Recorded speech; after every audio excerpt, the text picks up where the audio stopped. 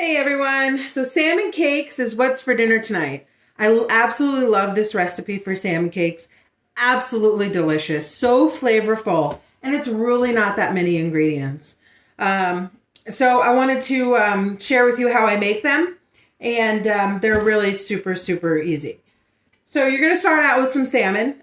You can either do 14.7 ounce can of salmon if you like.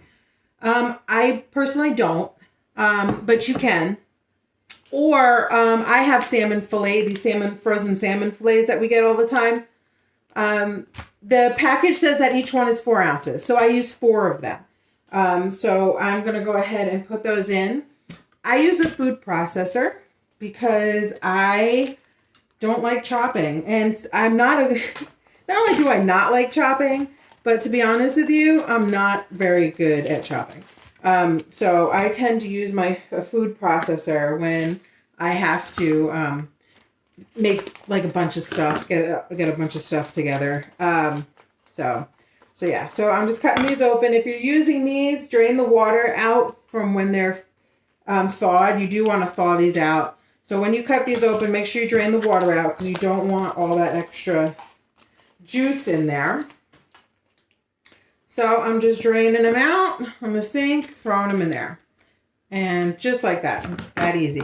All right, next you're gonna need 2 shallots cut up.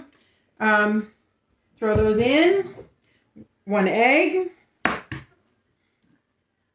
that bad boy in there. If you're cutting everything and not using a food processor, I would say make sure you finely chop the shallots up. All right, you're going to need half of a cup of, you can either use panko crumbs or regular breadcrumbs. I have Italian seasoned breadcrumbs. Those are the ones that I use, so throw that in there. Super easy. You're going to do, now it calls for 1 tablespoon of fresh dill. I don't have fresh dill, and I rarely ever have fresh dill. So I always do have dried dill. So it's 1 tablespoon of fresh dill or 1 teaspoon of dried dill. So like I said, I always use 1 teaspoon. It actually seems like a lot, but it's once everything's mixed together and the flavors blend and stuff, it's really not. So 1 teaspoon of dried dill. Then you're going to do a tablespoon, not very organized here, a tablespoon of lemon juice, and don't be afraid to over pour. Lemon juice is definitely good. I love lemon juice. And then this part is really good because you're going to do 1 tablespoon of Dijon mustard, not honey mustard, or not Dijon honey mustard, just regular Dijon mustard. And this stuff is potent, so I would say try to keep it at a tablespoon.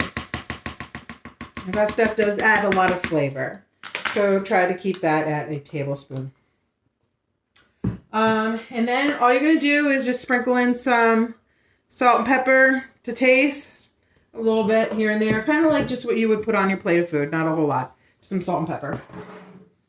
And then again, I am a blender girl. You can make these ahead of time too. As a matter of fact, right now I'm making them ahead of time because it's really chaotic to try and video this and cook dinner and talk to you guys while I have my husband running around, my 3-year-old running around. It's really difficult. So I am making these ahead of time for dinner. We eat early here because my husband works nights. So we're probably going to eat around 5:30, maybe earlier, maybe 4:30 or 5. And it's 2:30 now, so almost 2:30. So you can make them ahead of time and put them in the fridge, and I'll get there in a minute. Okay, so then you're just going to you don't want to over mix. I personally like the salmon a little on the chunkier side because I like getting that salmon taste. So it really can't go wrong though. So I just pulse it.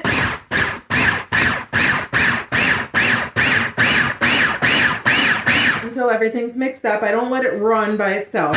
I want to control it. So you can go a little crazy with the food. All right, so, and that's it. That's it. It is ready to go.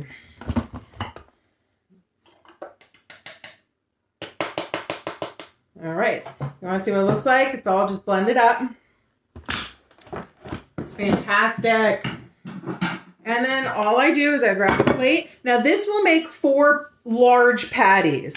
So, and they're just enough for me and my husband. With 2 patties per person, they're larger, so they're big. Or I guess you could make 6 smaller patties if you want. But I would say if you're gonna have like a company over, like I would double it per couple. So for me, my husband, this recipe I would say is for 2 people.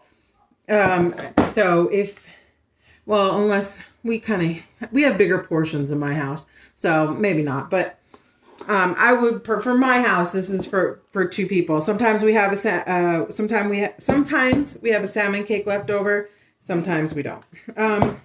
And then I just dig it out and I just make like hamburgers with them. You just take it and make a hamburger with it. That's it. Just make a hamburger patty out of them. And like I said, you should get 4 bigger ones. If you notice that it's a little watery, mine isn't right now. Mine's actually pretty good. Just add a little bit more breadcrumbs. I would say maybe a 1/4 cup, if that, maybe a little bit less. Whatever half of a quarter is. I'm not really good with this stuff. So do that. So I noticed the end part of my video about how to finish up with the salmon cakes got cut off. So you didn't miss much though. A little guy was trying to climb on the counter. But all you do after you make the patties, you just fry them up with a little bit of olive oil or butter on a frying pan on the stovetop, medium heat until they're cooked through, and that's it. So they were delicious. If anybody tries them out, let me know in the comments below. Give me a like, maybe even a subscribe, and I will talk to you guys later. Bye.